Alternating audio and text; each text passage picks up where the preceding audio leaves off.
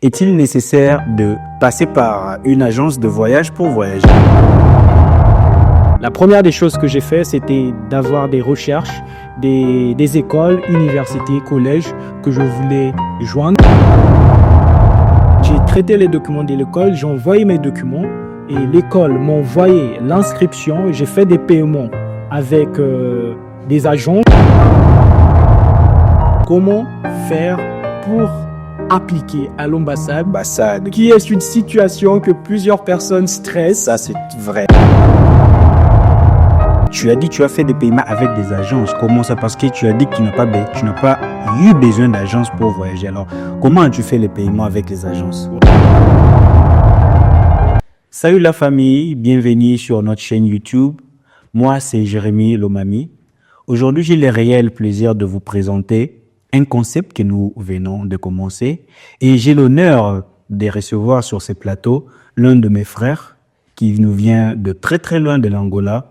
Et il va s'exprimer, il va se présenter et il va vraiment nous dire tout de lui. Alors, bonjour mon frère. Bonjour, Comment ça va? je me porte à merveille et toi?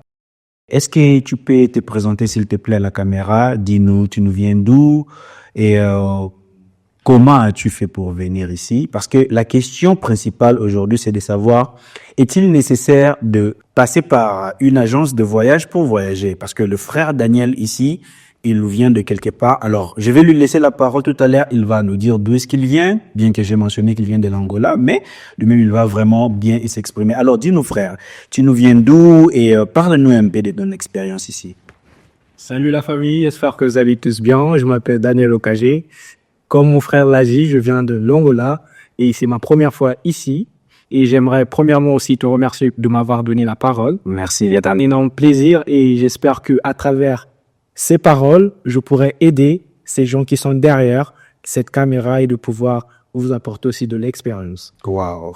Donc, comme tu l'as dit, je viens de l'Angola, je suis un étudiant et à mes heures perdues, je suis aussi un artiste, danseur et Wow. je peux dire cela. Donc, tu danses aussi?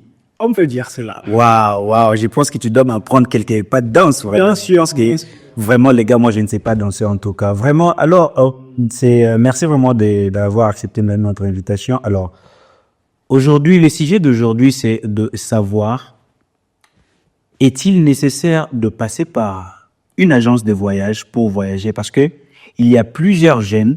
Déjà, tu nous as pas dit quel âge as-tu, s'il te plaît? 22 ans d'âge. Waouh, tu as 22 ans. Et en venant ici, tu es passé par une agence ou tu l'as fait tout seul? En réalité, je n'ai pas eu besoin d'une agence parce que je l'ai fait moi-même. Et c'est un processus que, voilà, certains de nous, ils n'ont pas cette initiative simplement parce que ils ont cette manque de connaissances, ils ignorent certaines informations. Et c'est ainsi qu'ils préfèrent, premièrement, joindre une agence pour pouvoir leur aider sur ce processus de voyage. Waouh. Donc, tu nous dis que tu as 22 ans et tu viens de l'Angola, mais tu n'as pas eu besoin de passer par une agence de voyage pour venir. Alors, dis-nous, comment ça a été? As-tu été aidé par la famille, les parents, les grands frères, ou quand tu dis seul, que veux-tu dire par seul? Une très bonne question. Alors, en réalité, comme tout le monde dans cette vie, on aura toujours besoin de quelqu'un pour nous aider dans certains domaines. Mais premièrement, le premier pas venait du chemin. Ok. Parce que quand tu vas aller quelque part, tu dois avoir certaines informations de l'endroit, de qu'est-ce que tu aimerais aller faire là-bas et de comment est-ce que les choses devront se passer. Donc, c'était la chose que j'avais fait premièrement de mon côté, vu que je voulais voyager comme étant étudiant. Donc, la première des choses que j'ai fait, c'était d'avoir des recherches, des écoles, universités, collèges que je voulais joindre ici. Et après cela, j'ai entamé le processus de documentation du visa. C'est que l'ambassade pourrait demander. Et pour mon inscription, en réalité, j'ai fait l'inscription en ligne. Je vous conseillerais de commencer à un peu chercher des informations en ligne. L'école que tu veux étudier, le collège, l'université, ils ont des websites. Tu rentres dans le website, tu regardes tous les tous les documents dont l'école pourront te demander, l'inscription, les accommodations, plusieurs informations que tu auras besoin et il sera nécessaire de savoir à propos de l'école. Ok, d'accord. Désolé de te couper la parole. Alors, j'aimerais vraiment qu'on aille lentement parce que j'ai l'impression que nous sommes en train d'aller vite et les gens qui nous suivent pourront avoir peut-être du mal à comprendre. Alors, si je comprends bien, tu as dit que tu as fait l'inscription seul. Donc, tu n'as pas eu besoin de passer par une agence de voyage. Voilà. Alors, quelle a été la première étape ou le premier procédure que tu as eu à faire, en fait? Est-ce que tu avais des connaissances dans le pays où tu es venu, qui est ici? Alors, ces gens qui sont ici t'ont aidé de l'Angola, ou comment est-ce que tu as fait? Vraiment, j'ai besoin que tu ailles étape par étape pour expliquer. Alors, ce qui vient de joindre la vidéo, le sujet, c'est de connaître. Est-il nécessaire de passer par une agence de voyage pour voyager? Avec lui, il a dit ce n'est pas le cas et avec moi, ça n'a pas été le cas parce que déjà, avec l'Internet aujourd'hui, je vous assure et vous garantis que vous pouvez voyager sans pour autant passer par l'agence de voyage parce que les agences de voyage vous font payer double de ce que vous devrez faire. Alors, la raison pour laquelle j'ai invité mon frère ici, il va vraiment nous énumérer, nous expliquer comment est-ce qu'il a fait. Alors, réponds vraiment dès le début, commence à expliquer, explique d'abord les gens qui nous suivent. Comment as-tu procédé? Quelle a été la première étape, la deuxième étape, jusqu'à la dernière étape et enfin avoir ton visa pour venir ici? D'accord. Une fois de plus, merci. Et je vais essayer d'être un peu plus clair. D'accord, merci. Bon, la première étape, comme je l'ai mentionné, c'était de premièrement faire la recherche à propos du collège que je voulais joindre. Ok. Après avoir fait ça, j'ai eu toutes ces informations de comment pouvoir appliquer les documents nécessaires que je devais faire, que je devais avoir pour appliquer. Et cela, je l'ai fait grâce à Internet. Comme tu l'as dit, l'Internet est venu nous faciliter la vie. Donc, je n'ai pas vraiment eu besoin de quelqu'un pour me faire ça. Effectivement. Mais si de votre côté, vous avez quelqu'un de l'autre part, de l'autre côté du pays où est-ce que vous voulez aller, quelqu'un qui est en place et qui peut vous aider, ça pourrait aussi être une alternative et ça pourrait être un peu plus facile pour vous, un peu plus confiable pour vous, pour ne pas faire les choses juste pour le plaisir d'y faire. Mais de mon côté à moi, j'ai tout fait par website. Ok. Alors ça, c'est le premier. Donc, après avoir eu tous les documents de l'école, la deuxième chose que j'ai entamée, c'est maintenant de savoir comment faire pour appliquer à l'ambassade. Ok. Donc, si je comprends bien, la première chose était d'abord de chercher l'établissement ou l'école dans le pays où tu voulais aller. Exact. Voilà. Ok. Donc, après avoir eu toutes ces informations de l'école, de l'application, des documents que je devais faire, et j'ai appliqué, j'ai traité les documents de l'école. Ok. J'ai traité les documents de l'école, j'ai envoyé mes documents et l'école m'a envoyé l'inscription. J'ai fait des paiements avec des agences. Vous pouvez faire des paiements avec des agences si vous avez des cartes Visa à partir du pays que vous êtes. Ok, attends d'abord. Tu as dit que tu as fait des paiements avec des agences. Comment ça? Parce que tu as dit que tu n'as pas eu besoin d'agence pour voyager. Alors, comment as-tu fait les paiements avec les agences? Voilà. Quand je parlais d'agence, je parlais d'agence de transfert d'argent. Oh, agence de voyage. Donc, les gars, ils parlent des agences de transfert. Ici, voilà, je comprends. Voilà. Parce que, effectivement, si tu n'as pas une carte Visa, tu devras le faire par. Oui, parce que c'est la question que beaucoup de gens se posent. Ils se disent, bon, comment faire l'inscription en ligne et comment payer? Parce que j'assume que plusieurs personnes au pays n'ont pas la capacité d'avoir une carte Visa. Alors, comment aussi faire pour payer? Ok, imaginons que j'entre sur le website, je trouve une école et l'école me demande de payer, mais je n'ai pas la carte Visa, mais j'ai l'argent avec moi. Comment faire? Alors, les frères a dit qu'il a fait through, excusez-moi, j'ai utilisé un terme anglais, donc à travers des agences de transfert. Ok, c'est ça? Alors, tu peux continuer? Voilà. Donc, à travers ces agences de transfert, vous aussi, peu importe le lieu, l'endroit que vous êtes, vous pouvez faire recours à ces agences qui pourront vous aider avec les informations bancaires que l'établissement va vous transmettre. Certains établissements, ils vont vous préciser des banques certes, des agences, certes, qui travaillent en collaboration avec, mais d'autres ne précisent pas. Mais si de ton côté, tu as une carte Visa, c'est facile pour toi. D'accord. Donc, après avoir effectué le paiement, l'école te contacte par email. Ils vous envoient des documents d'inscription, de registration qui va vous permettre de pouvoir appliquer à l'ambassade. Donc, après avoir reçu tous ces documents de l'école, le processus maintenant vient le processus de l'ambassade.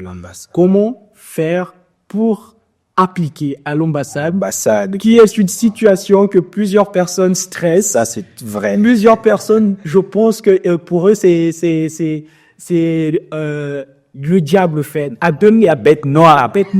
Ils pensent que quand on parle d'ambassade, on voit interview, on voit ceci. Et ils reculent, ils préfèrent gaspiller, dépenser de l'argent, des millions, des millions, des tonnes d'argent juste parce qu'ils ont. Et beaucoup sont même escroqués en ligne. Il y a beaucoup qui sont escroqués par des agents. Ça, c'est notre triste réalité. Vraiment. Alors, ce que je pouvais vous conseiller, premièrement, n'ayez pas peur. Parce que l'ambassade, c'est pas un endroit qui va vous arrêter, qui va vous tuer. Ce sont des humains qui travaillent là-bas comme vous.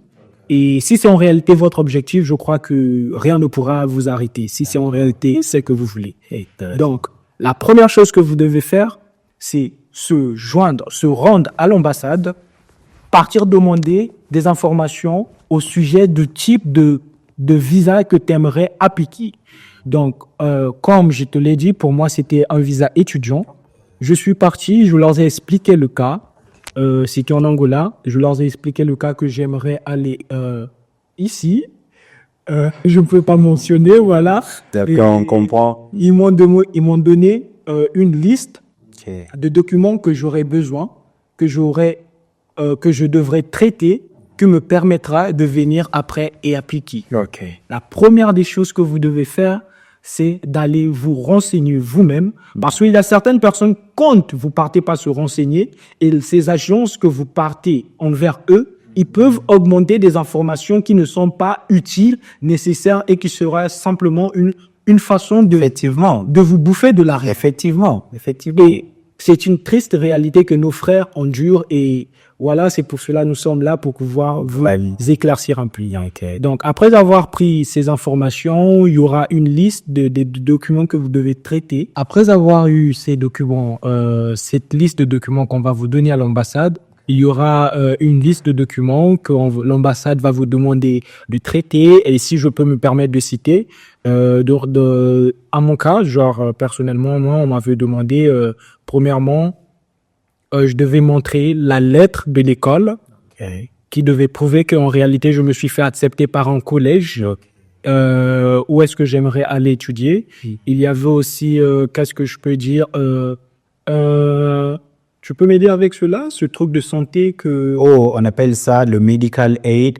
En français, on appelle ça l'assurance santé ou l'assurance maladie. Voilà. L'assurance santé, vous devez faire cela. Et cette assurance santé, vous pouvez aussi traiter cela au pays où est-ce que vous aimeriez aller. OK. Et je peux expliquer un peu. Oh, mais vas-y. Donc, l'assurance santé, pour moi, j'avais utilisé Momentum, qui est une assurance que plusieurs personnes utilisent et qui est plus accessible. Vous pouvez aussi trouver cela dans un website. Mais si vous ne voulez pas s'hasarder, vous pouvez contacter une famille à vous qui est là-bas, qui était mon cas à moi. Okay. J'ai dû contacter une famille à moi qui est partie là-bas et qui a fait cette assurance santé pour moi. Et cette assurance santé doit être équivaut au nombre de jours ou de la durée que tu aimerais faire dans ce pays. Okay. Par exemple, si moi je voulais venir étudier pour une année, cette assurance santé devait couvrir une année de mes études dans ce pays. D'accord. Okay. Ça va vous aider à avoir un peu plus de poids à l'ambassade, et l'ambassade va se dire que en réalité, il sera en capacité de pouvoir répondre en cas de maladie, quelque chose de comme ça. Ouais. Bon, ça c'est à voir avec l'assurance santé. Après avoir fait ça, vous aurez aussi besoin de documents de santé pour savoir si vous avez des maladies contagieuses du poumon, VIH, et pour savoir si vous êtes en réalité en bonne santé pour aller. Et quel document encore que j'avais dû traiter, si je me trompe pas, c'est Le relevé bancaire, oh voilà. la police. Police d'abord, ok. Police. Pour savoir si vous n'avez pas des Antécédents. antécédents criminels. Criminels, ok. Et ça, vous le faites dans votre pays.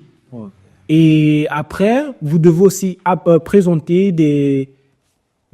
comment on appelle? Le relevé bancaire. Relevé important bancaire. surtout. Très important. Un relevé bancaire qui a du poids. Et quand je dis du poids, c'est-à-dire qui va prouver qu'en réalité, vous êtes en capacité de pouvoir soutenir vos études pendant la durée que vous allez faire là-bas. Donc, il faut que ça soit un relevé bancaire vraiment qui prouve à l'ambassade que vous n'aurez pas de problème pour payer vos études à la totalité. Ok. Relevé bancaire et aussi, moi étant étudiant, je pouvais peut-être faire une inscription appliquer dans des accommodations. À travers ces accommodations, vous aurez des documents de résidence qui va prouver qu'en réalité, vous avez un endroit où habiter une fois arrivé là-bas.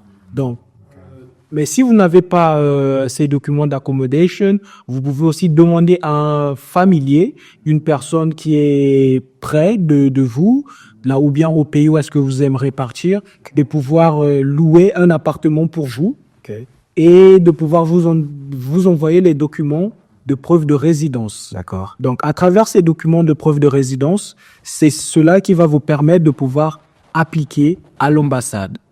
Donc, après avoir eu tous ces documents, vous organisez cela dans un processus et ça sera le jour d'aller appliquer à l'ambassade.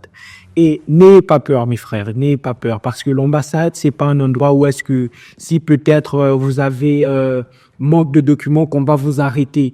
Non, on va pas vous arrêter. Ce sont des choses qui arrivent. Ils peuvent peut-être vous conseiller et vous dire qu'il manque ceci. Revenez quand vous aurez tous vos documents. Tel a été mon cas. Vous voyez? Donc, après avoir eu tous ces documents, vous êtes prêt pour appliquer. Vous partez à l'ambassade. Moi, j'étais parti à l'ambassade.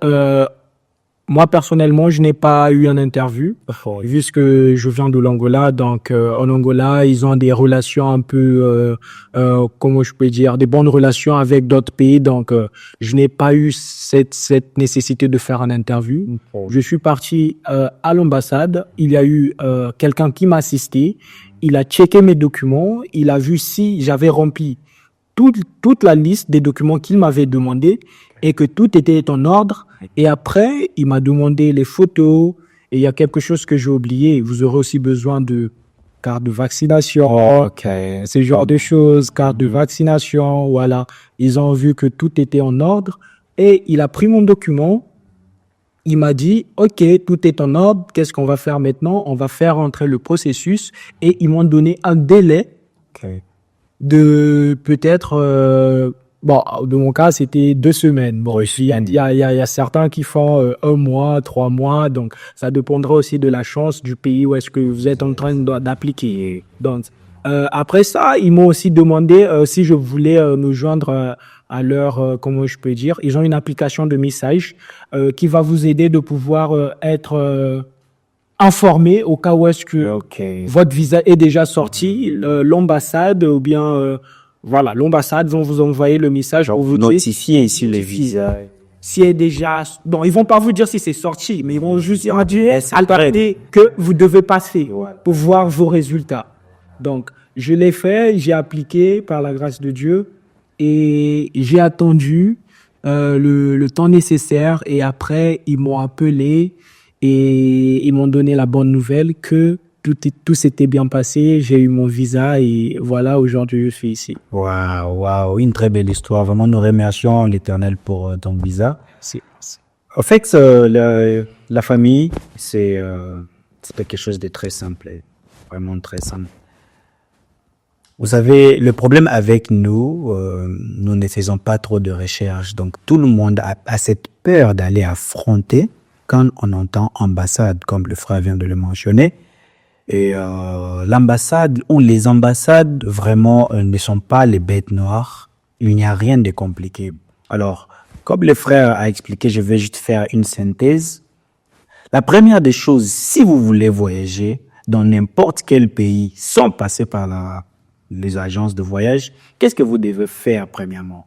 La première des choses, c'est de se renseigner sur l'école. Là, ici, on parle dans les cas des étudiants. Donc, si vous aimeriez aller voyager, si vous avez envie d'aller étudier dans un pays étranger, vraiment, ici, c'est beaucoup plus pour les étudiants. Alors, la première des choses à faire, c'est d'abord de se renseigner dans le pays à laquelle vous avez envie d'aller. Cherchez quelle est la filière que vous êtes en train de chercher ou la filière que vous avez envie de faire. Après avoir fait ces recherches-là, contactez directement l'école. Écrivez à l'école le message. Ayez tous les renseignements sur qu'est-ce qu'il faut faire ou quels sont les documents qu'il faut appliquer pour avoir l'inscription dans l'école. Normalement, dans des pays comme le Canada, la France, la Belgique ou les États-Unis, je pense que c'est la même procédure. Ils demandent le bulletin pour nous qui venons du Congo. Les documents vraiment beaucoup sollicités, ce sont les bulletins de 5e, 6e et puis les diplômes d'État. Après avoir soumis les dossiers en ligne, il y a un montant que vous allez payer. Et après avoir payé, l'école va confirmer si vous êtes accepté ou pas. Et une fois que vous êtes accepté à l'école, je pense que c'est vraiment tout, si je peux dire. Quand je dis tout, c'est l'enregistrement à l'école, c'est la plus grande étape. Je m'excuse, c'est vraiment la plus grande étape parce que si l'école ne vous accepte pas, là, c'est mort. Vous n'allez même pas avoir la chance d'avoir le visa. Donc, pour être bref, la première des choses, c'est aller sur les websites, les sites web, chercher les écoles, les établissements auxquels vous voulez étudier les filières, faites votre inscription. Après avoir eu l'inscription, allez à l'ambassade, demandez quels sont les documents que l'ambassade a besoin pour vous donner les visas, afin de vous délivrer les visas d'études. Ils vous diront qu'il faut tel dossier, tel dossier, et c'est à partir de cela que vous allez commencer à collecter et rassembler les dossiers petit à petit, comme le frère vient de mentionner. On a les relevés bancaires. Si vous n'avez pas les relevés bancaires personnellement, vous pouvez contacter un frère, vous pouvez contacter un oncle, je ne sais pas moi qui, quelqu'un qui a au moins quelque chose dans son compte bancaire en banque, un compte en banque, pour vous permettre, enfin, d'aller appliquer. Alors, la personne qui sera comme votre sponsor va rédiger une lettre pour dire que effectivement, je prends M. Daniel comme mon cousin, mon neveu, etc., je ne sais pas moi. Il va juste confirmer et vous allez prendre la lettre, aller certifier à la police pour donner, comme on dit en anglais, accreditation, donc la valeur à ces documents que, voilà, effectivement. Donc, bref, la famille, c'est vraiment simple. Je pense que dans la prochaine vidéo, si tu me permets, excuse-moi. Parce que après, il y a certaines personnes qui pourront peut-être dire qu'on n'a pas mentionné quelque chose de très important. Qui a à voir avec le billet d'avion. Le billet d'avion, c'est très important. Très important, qui vous donne aussi de la crédibilité. Alors, j'aimerais souligner sur ces points, désolé de t'interrompre encore, vous n'êtes pas obligé de payer le billet d'avion. Parce que, admettons que vous payez un billet d'avion à 500-600 $ et qu'on vous refuse le visa. Quelle sera la suite? Vous allez perdre. Vous n'avez pas besoin de payer un billet d'avion nécessairement. Vous avez besoin de faire le booking ou la réservation. Pourquoi? Parce que la réservation vous permet de garantir l'espace avec l'agence d'aviation que vous allez pratiquement voyager après. Donc, c'est juste pour leur dire que j'aimerais voyager dans votre compagnie, mais je n'ai pas encore les visas, je dois appliquer et puis voilà. Alors, je ne sais même pas pourquoi est-ce que les ambassades demandent beaucoup plus la réservation de billets, mais c'est vraiment nécessaire, c'est quelque chose qu'il faut vraiment avoir. Alors, bref, la famille, comme j'ai mentionné, il faut d'abord faire l'inscription, rassembler les dossiers qui sont l'assurance maladie, les casiers judiciaires. Vraiment, il y a tout un tas, il y a le dossier qu'il faut vraiment. Il faut juste aller lentement, lire, renseignez-vous. Dans la prochaine vidéo, vraiment, je vous promets que dans la prochaine vidéo, avec mon frère Daniel ou un autre invité qui viendra, nous allons vraiment expliquer détail par détail les dossiers que plusieurs pays demandent pour les visas d'études. Voilà. Alors, dis-moi encore, Daniel. Alors, après avoir obtenu ton visa, comment était le voyage? Ça a été quelque chose. J'espère que c'était ta première fois de voyage seul. Exactement. Et comment était l'expérience, en fait? As-tu eu de complications? Et vraiment, relate-nous un peu cette petite histoire et comment ça a été. Voilà. D'accord. Merci encore une fois de plus. Et voilà, j'essaierai d'être sincère avec vous parce qu'on n'essaye pas de vous vendre une belle image ici. D'accord. Et c'est vraiment pour vous préparer à des choses que vous pouvez affronter le long de votre voyage. Et c'est pour vous préparer. Effectivement. Bon, après avoir obtenu mon visa, je crois que j'ai attendu trois jours après. C'était le jour de mon voyage. OK. Donc, 3 jours après l'obtention. Ouais, c'était le jour que j'avais booké pour mon voyage. OK, 3 jours. OK. 3 jours après, je me suis préparé, rendu à l'aéroport. Il y a ce petit stress que tu es là, tu te demandes comment les choses vont se passer. Et étant sincère de mon côté ici, à partir de l'Angola, il y avait pas ce stress parce que je suis dans mon pays. Okay. Et je sais comment est-ce que les choses vont se passer. Avec la maîtrise de la langue, je pourrais me défendre pour pouvoir leur faire comprendre pour quelles raisons je suis en train de partir et leur présenter les documents. Donc, pour certains cas, quand vous arrivez à l'immigration, on vous demande en réalité de présenter vos documents. Du côté de l'Angola, je suis en train de parler du côté de l'Angola, bien sûr. On vous demande de présenter vos documents et ils peuvent vous faire quelques questions. S'ils voient quelque chose de pas normal chez vous, de suspect, donc vous devez aussi travailler sur votre personnalité. Ne soyez pas effrayés, même si c'est la première fois, ne soyez pas effrayés. C'est un voyage, c'est pas quelque chose de... Voilà, c'est quelque chose de normal. Donc, montrez cette confiance en vous, soyez libre. Après avoir passé l'immigration, ils vont voir si tout est OK et ils vont vous laisser passer à l'immigration de votre pays. Donc, j'ai passé l'immigration, j'ai attendu, je crois, quelque chose de 15 minutes, l'arrivée de l'avion. À l'avion aussi, on fait un petit check sur le passeport, mais c'est pas quelque chose qu'on va encore vous demander, les dossiers, non. Mais je vous conseillerais simplement d'avoir vos dossiers de l'école, registration, tous ces documents en main, pour éviter cette chose de vouloir fouiller la valise. Voilà, il vaut mieux que vous ayez votre passeport, les dossiers de l'école, tous les dossiers que vous aurez besoin, vaccin, tout en main pour vous faciliter.